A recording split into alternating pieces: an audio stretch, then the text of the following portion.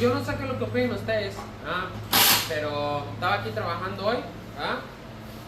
Me accidenté poquito con la máquina, me corté ahí como un buen pedazo del dedo. Le hablé al patrón y me dijo que estaba bien, que si era grande, que si me lo había cortado todo. Le dije que no, que fue un pedazo como toda la parte del frente.